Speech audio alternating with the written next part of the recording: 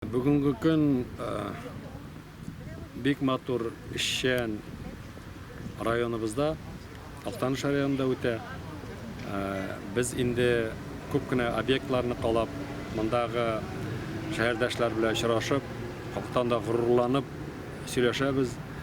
Һәм аның өчен төп сәбәпләре бар, чөнки район һәр вакытта эшчән булды.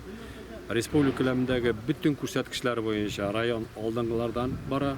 Шуңа күрә сез эшли беләсез, план кора беләсез, аның белән горурлана беләсез һәм тәрбия бирә беләсез. Шуңа күрә бу бик кешелек тормышында һәм үзебезнең эш буенча, дәүләт эше буенча иң кирәкле сыйфатларның берсе дип әйтергә була инде. Шуңа күрә безнең төп күрешүнең мөнәсәбәтләре ул бер караганда бәләкәй генә очрашу да, отчет та, сорауларга да җавап бирү. Но шул ук вакытта инде безнең 13 сентябрьдә сайлау көннәрендә аның буенча да күп кенә тәкъдимнәр бар. Шуңа күрә безнең өчен иң мөһиме менә җирле власть, республика күләмендә яшәүче җитәкчеләр халык белән очрашып, алардан килгән тәкъдимнәрне, сорауларны, шелтәләрне кабул итеп, үзебезнең планнарга кору белән. Дөрес ул авыр. Менә син киләсең, сөйли башлыйсың, сиңа торалар да, бысын әйтәләр.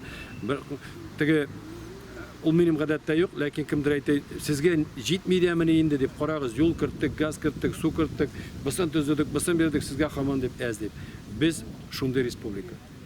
Безнең һәр бөтенләй беребездә бар.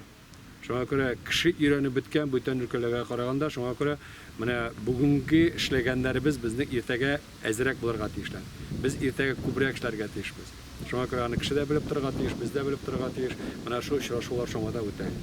Шуңа күрә бик Актанышлар бит инде алар һәр вакытта да республикада кояш бездә дә бит беренче чыга башлый дип. Шуңа күрә ул дөрес. Эштә дә бөтен мәдәният ягыннан да бик булган халык.